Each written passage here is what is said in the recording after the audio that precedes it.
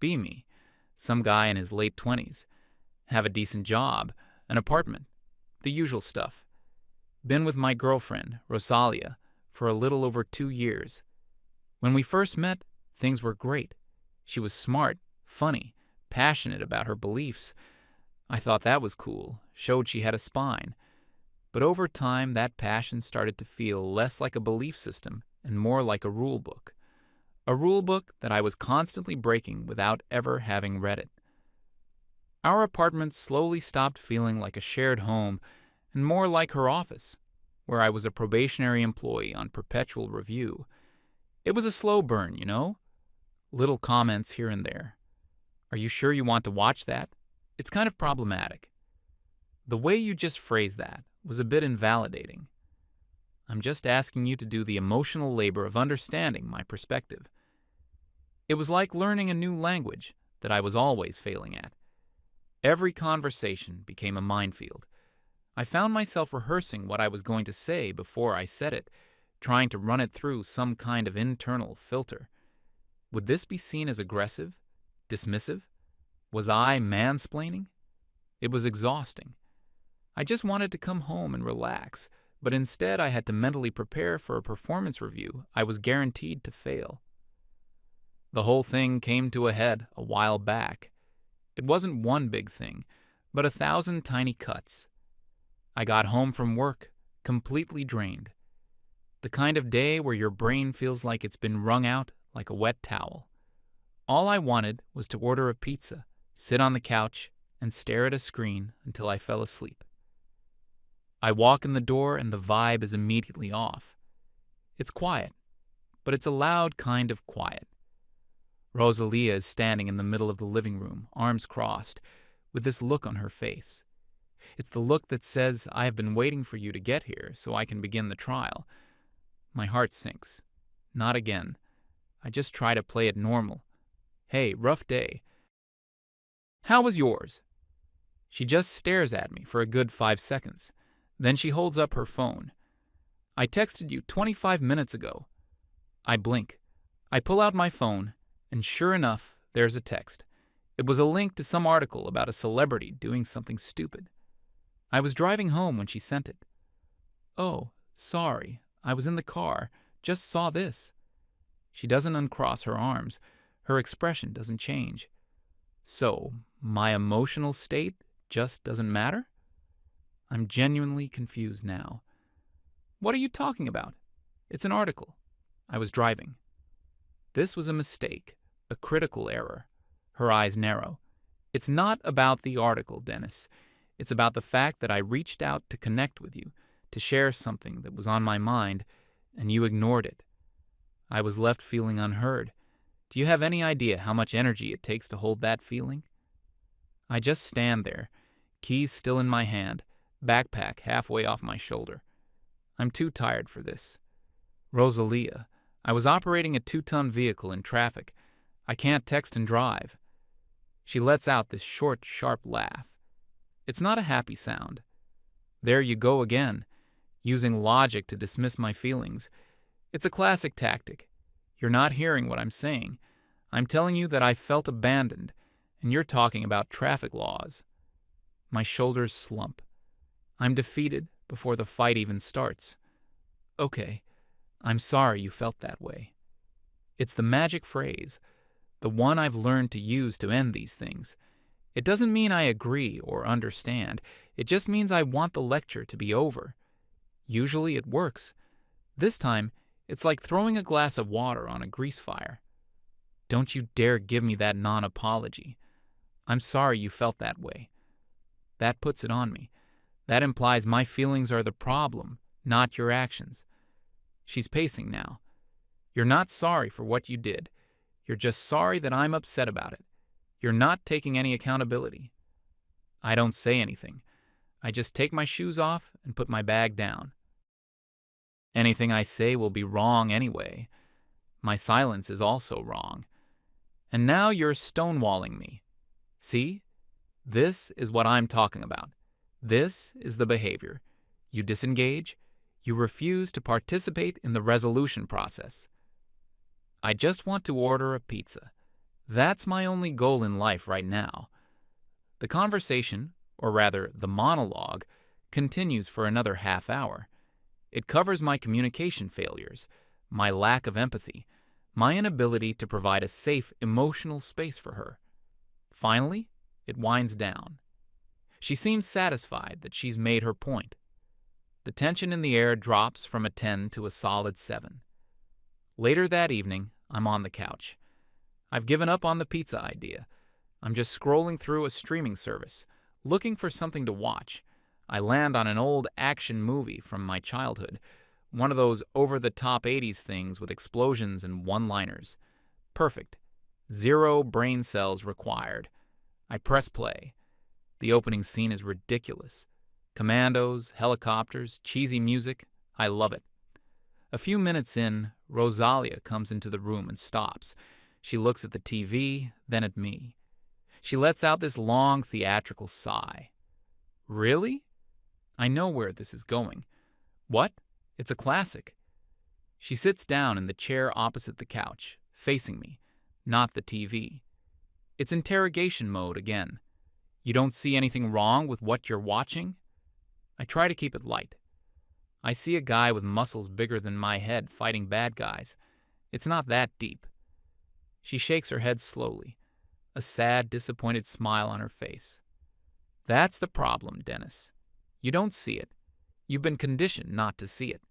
That entire genre is a monument to toxic masculinity, the senseless violence, the emotional repression of the male characters, the objectification of the 1 or 2 women who even have lines. She goes on. I'm just sitting there, watching the movie out of the corner of my eye. The good guys are setting up explosives now. I just want to watch the base blow up. But I have to listen to this lecture about the patriarchal undertones of a B-movie. I try to make a joke to diffuse the situation. Come on, it's just a silly old movie. It's not a manifesto for the patriarchy. Wrong move. Her face hardens. The sad, disappointed professor look is gone. Now it's just anger. You think this is a joke? You think my concerns are silly? This is the problem. I'm trying to have a serious conversation with you about the media we consume and how it shapes our worldview, and you're dismissing it. You're belittling me. She stands up. You always do this. You refuse to engage on a deeper level. You refuse to grow. Here it comes. She storms out of the room. I can hear her in the bedroom, talking on the phone in a loud, angry whisper. I can't make out all the words, but I hear completely unwilling and so frustrating. I know she's talking to her best friend, Dana. Dana is basically the coach of her grievance team. She's the one who supplies Rosalia with all the latest buzzwords and tactical advice for our relationship. I pause the movie. The mood is ruined anyway. A few minutes later, Rosalia comes back into the living room. Her face is calm, but it's an icy, artificial calm. She stands in the doorway, like she's about to deliver a verdict. Dennis? Her voice is flat. I've been thinking, and I've talked it over with Dana. Of course she did. This isn't working. Me trying to talk to you, trying to get you to understand. It's like talking to a brick wall.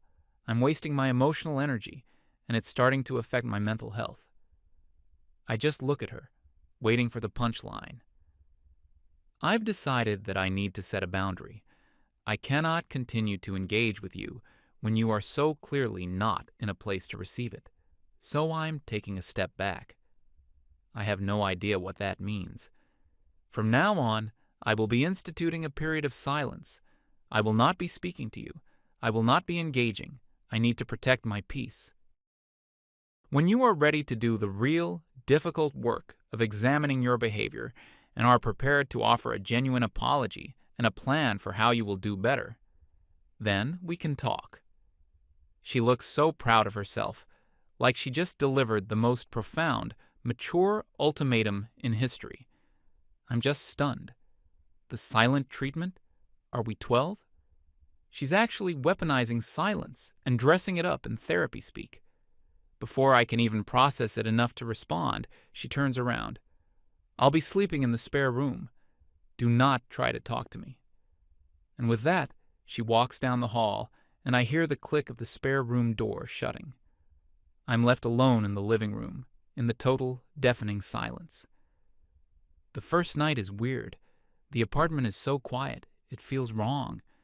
Every creak of the floorboards sounds like a gunshot. I go to bed, and the other side of the bed is empty. It's unsettling.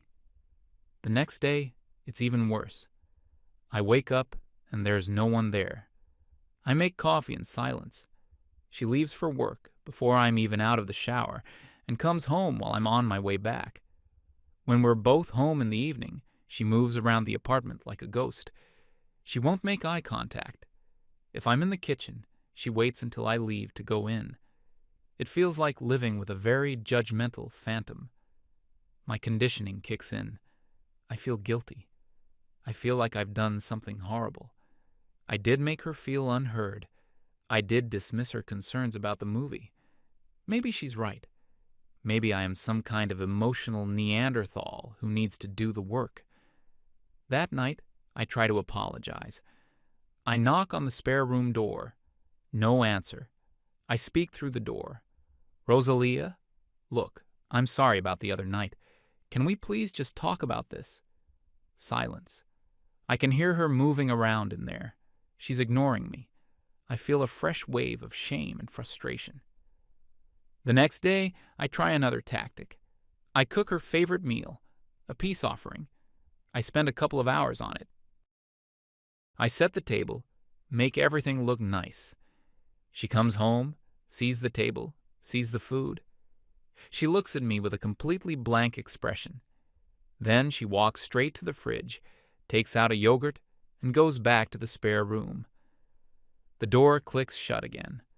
I'm left standing in the kitchen with 2 full plates of food and a house full of silence. That's when something inside me breaks. It's not anger, not yet. It's just resignation. I've tried. I've apologized. I've made an effort. She's not interested in resolution. This isn't about fixing a problem. This is a power play. It's a punishment. She wants me to beg. She wants me to crawl. She wants me to suffer until I break and promise to be whatever she wants me to be. I sit down at the table and eat both dinners by myself. And as I'm sitting there, in the total, oppressive silence of the apartment, something strange happens. I'm eating this meal I worked hard on. No one is telling me I used too much salt. No one is critiquing my choice of side dish. No one is sighing because I'm eating too fast. I'm just eating. And the silence, it's not oppressive anymore. It's just quiet. After dinner, I clean up the kitchen. I walk into the living room. The remote is right there on the coffee table. No one is going to argue with me about what to watch. I turn on the TV.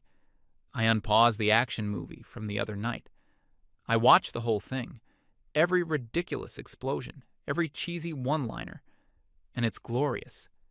I realize I haven't been able to just sit and watch a movie I wanted to watch without commentary or criticism in years. When the movie is over, I feel calm. The knot of anxiety that's been living in my stomach for as long as I can remember is gone. The apartment isn't a minefield anymore. It's just my apartment. I sleep in the middle of the bed that night. I sleep better than I have in a long time. The third day is a revelation. I wake up feeling rested. I make my coffee, and I drink it while reading the news on my phone. No one is across the table from me, telling me that the news source I'm reading is biased, or that my passive consumption of tragic events is a sign of my privilege. It's just coffee and news. I go to work, and I have a good day. I'm focused. I'm not distracted by the thought of the argument I'm going to have when I get home, because I know I'm not going to have an argument. I'm going home to a quiet house. The thought doesn't fill me with dread anymore. It fills me with relief. On my way home, I do something I haven't done in forever. I stop at a burger joint, a greasy, unhealthy, amazing burger joint that Rosalia despises. I order a double bacon cheeseburger, fries, and a milkshake. I take it home, and I eat it on the couch, right out of the bag, while watching some stupid comedy show on TV. I can feel her presence in the other room. I know she's there, but her power is gone. Her disapproval can't reach me if she won't speak. Her main weapon was her voice, her constant stream of criticism and correction, and she has voluntarily disarmed herself.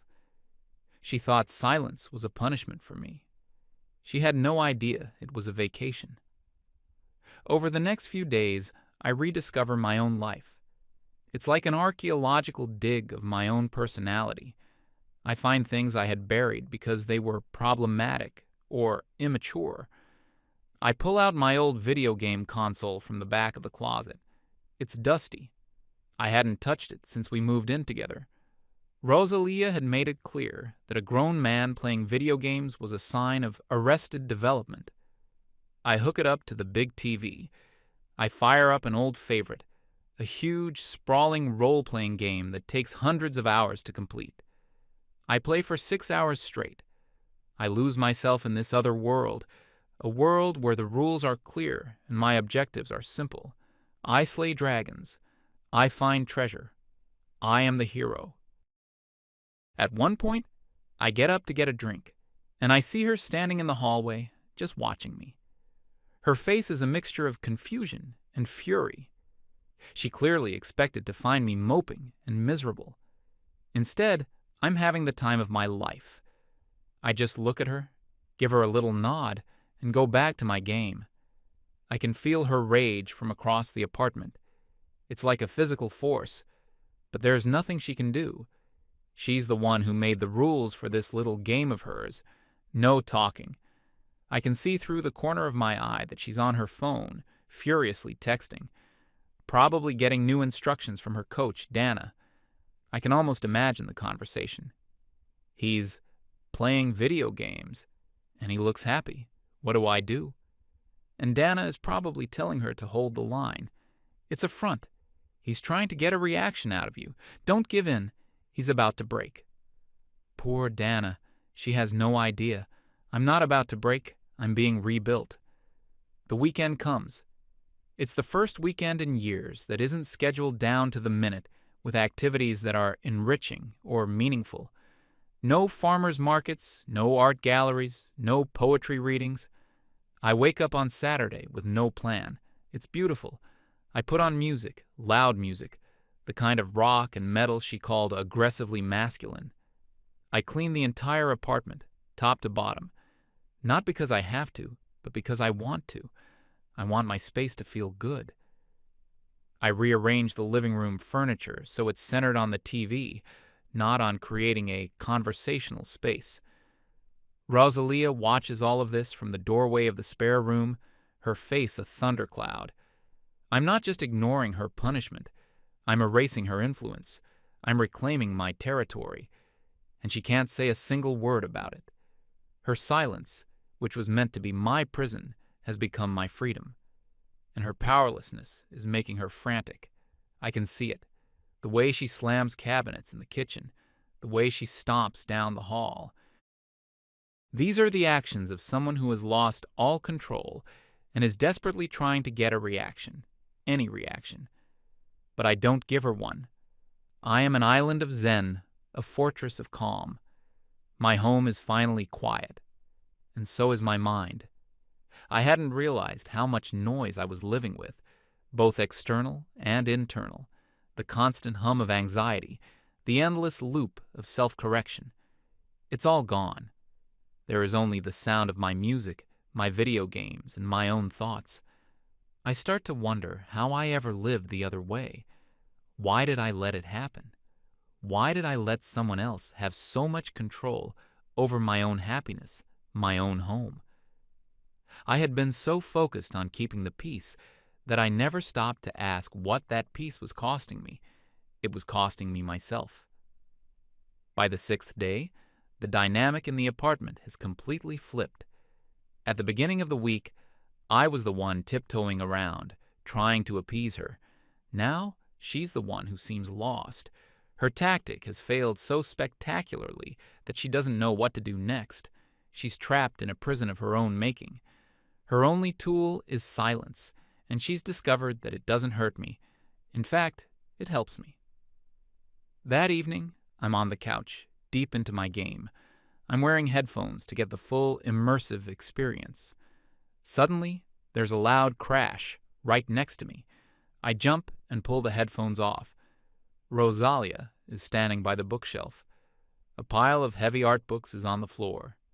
She's looking at me, wide-eyed, pretending it was an accident. "Oops," she mouths, without making a sound. It's the most pathetic attempt at getting attention I've ever seen.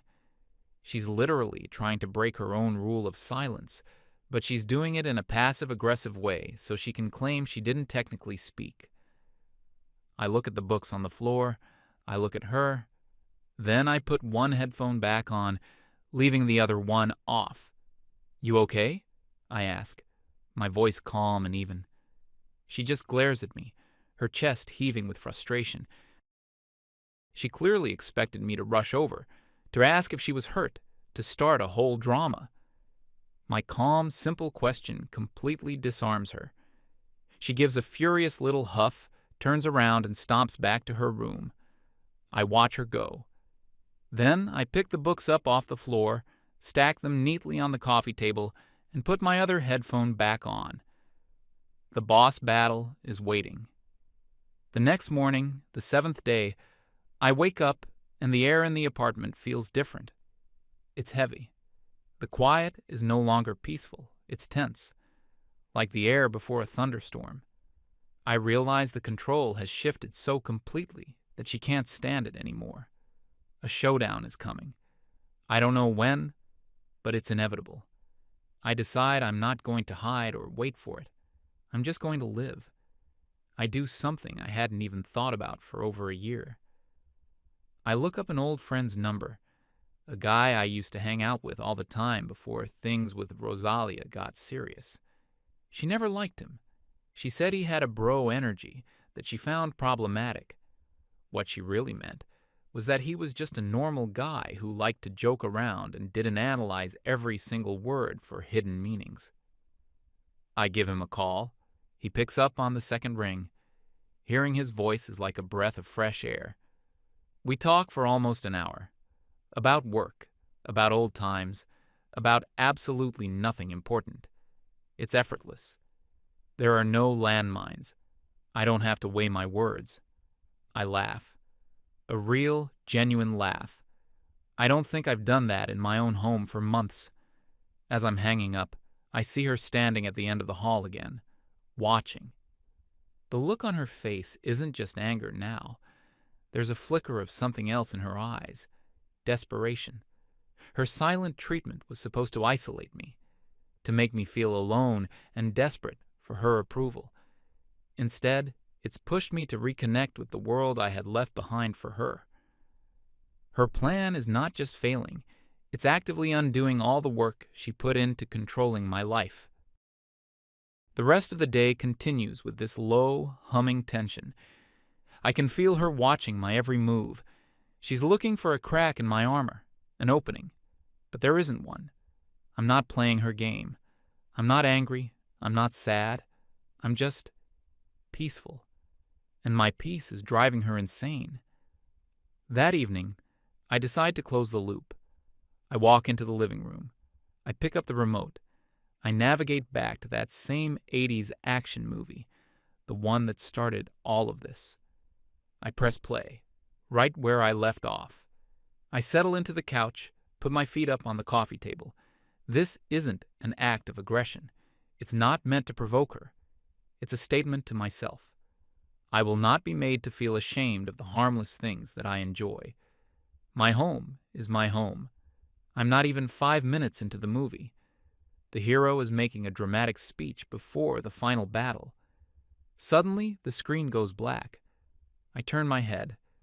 Rosalia is standing by the TV, her hand on the power button. Her whole body is trembling. Her face is pale, and her eyes are blazing. She broke. She looks at me, and for the first time in a week, she speaks. Her voice is rough, like it's full of rust. "Are you enjoying yourself?" I don't get angry. I don't even feel surprised. It was bound to happen. I calmly pick up the remote and turn the TV off properly. I give her my full attention. Actually, yes, I've had a very relaxing week. The calm, honest answer is the last thing she expects. She wanted me to yell, to demand why she turned it off. She wanted a fight. She doesn't know how to respond to my tranquility. She sputters for a second. A relaxing week? A relaxing week? Do you have any idea what you've put me through? I just look at her. I haven't put you through anything, Rosalia. I was respecting the boundary you set. You said you didn't want to talk, so I didn't talk. I can see the gears turning in her head. She can't argue with that. I used her own logic, her own boundary language, so she switches tactics. I can't believe you. I can't believe how cold you are. I gave you the silent treatment to give you space to think about what you did, to make you understand the pain you caused me. It was supposed to be a learning opportunity for you. And there it is, the whole truth of it. It wasn't a boundary, it was a weapon. It wasn't for her peace, it was for my punishment. I leaned forward slightly. A learning opportunity? What was I supposed to learn? You were supposed to learn empathy. You were supposed to miss me. You were supposed to realize that you can't just dismiss my feelings. You were supposed to come to me, to apologize, to beg me to talk to you again. That's what a normal person who cares about their partner would do. Her voice is getting louder, more hysterical with every word. She's finally saying the quiet part out loud. She's admitting the whole thing was a manipulative test. A test I failed by not suffering correctly. A strange sense of clarity washes over me. It's the final piece of the puzzle. I look at her, not with anger, but with a kind of sad pity. So, you're angry at me because I wasn't miserable enough for you? That question just hangs in the air between us. It's so simple, so direct, that it completely short-circuits her outrage. She stares at me, her mouth slightly open. She has no answer for that, because the answer is yes, and she knows it. So I continue, my voice still quiet, still calm. You wanted to punish me with silence, but you don't understand. The silence was a relief. I see a flicker of real hurt in her eyes for the first time. Not performative anger, but genuine shock. What you thought was a punishment was actually a gift. This week, for the first time in years, I haven't had to walk on eggshells in my own home. I haven't had to second-guess every word I say. I haven't been lectured or corrected or told that my hobbies are toxic or that my way of relaxing is wrong. I stand up from the couch. I'm not towering over her, just meeting her on the same level. Your silence didn't make me miss you, Rosalia. It made me miss myself. The person I was before I had to constantly worry about what you were thinking. Her face crumples. The anger is gone, replaced by a new strategy. Tears. Big, dramatic tears start rolling down her cheeks. So you hate me? Is that what you're saying? You think I'm some kind of monster. A year ago, this would have destroyed me. Her crying was my ultimate weakness. It was a guaranteed win for her in any argument. But something is different now. The week of peace has given me perspective. I can see the tears for what they are. Another tool, another tactic. It's not about sadness, it's about control. I don't hate you, I say, and I mean it. But I don't think I like the person I've become in this relationship. And I don't like the dynamic we have. It's not a partnership. It's this. It's you setting up tests that I'm not even aware I'm taking, and then punishing me for failing them. She starts sobbing now. But I was just trying to help you. I was trying to help you be a better man. All that stuff about toxic masculinity is real. I was trying to make you see. It hits me then. The final, sad truth. She might even believe that. In her mind, she really is the hero of this story. the enlightened teacher trying to reform the ignorant student. But her methods are based on control and emotional manipulation, and I'm done being her student. Maybe, I say, but good intentions don't make this okay. This isn't healthy for either of us. I take a deep breath. I know what I have to do. I can't do this anymore. Her crying stops instantly. Her head snaps up. What does that mean? It means I'm done. We're done. I say the words, and it's like a massive weight lifts off my chest. A weight I didn't even realize I was carrying. She just stares at me in disbelief. This was not in her playbook. Her scripts, her strategies. They all assume that I want to stay, that the ultimate threat is her leaving me, not the other way around. You can't do that, she whispers, like she's trying to forbid it. I can, I say. I have to. I turn around and walk toward our bedroom. Where are you going? She yells, her voice filled with panic. I'm going to pack a bag. I walk into the bedroom and pull a duffel bag out of the closet. I start opening drawers, shirts, socks, the basics. My movements are methodical. I'm not rushing. I'm not angry. I just feel certain. She follows me to the doorway, watching me. Her mind is racing, cycling through every possible tactic to stop this. She tries bargaining. Okay, you're right. The silent treatment was a bad idea. I see that now. It was too extreme. We can talk about it. I'll listen, I promise. I don't stop packing. It's too late for that, Rosalia. The problem isn't the silent treatment. That was just a symptom. The problem is the dynamic itself. This whole week, it wasn't a problem. It was the solution. She sees that bargaining isn't working, so she switches to guilt. After everything we've been through, 2 years, you're just going to throw it all away because of one stupid fight? What about that trip we planned? What about all the promises we made? I zip up the section of my bag with my clothes in it. Those promises were made under different circumstances. I thought we were building a life together, but we're not. I've just been living in yours. She sees that guilt isn't working. Her panic turns back to pure rage. It's her last resort. Fine, go. But you're making a huge mistake. You think you're so enlightened now after 1 week of playing video games? The world is not your little fantasy game, Dennis. It's hard out there. You're going to be lonely. I grab my toiletries from the bathroom and pack them. Maybe, I say, but I'd rather be lonely and at peace than be with someone and constantly at war. Her face twists into an ugly sneer. You're the toxic one, you know that? You're emotionally unavailable.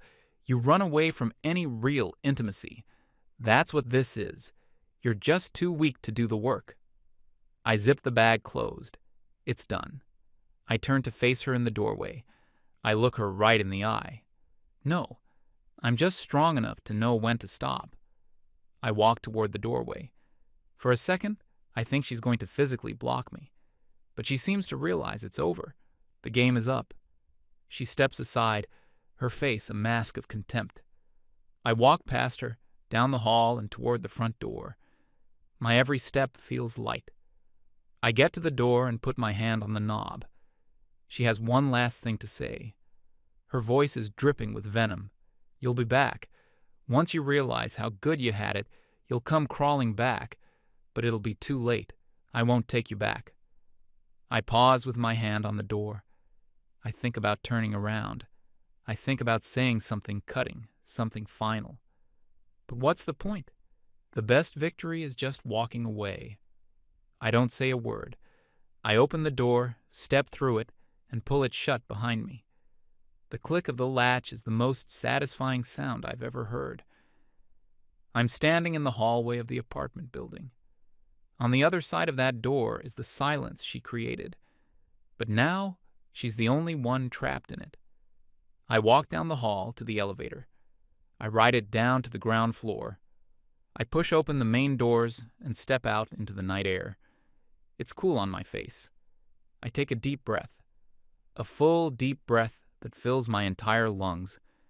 I haven't breathed like that in 2 years. I don't know where I'm going to sleep tonight. I don't know what the next few weeks are going to look like. But for the first time in a very, very long time, I feel free.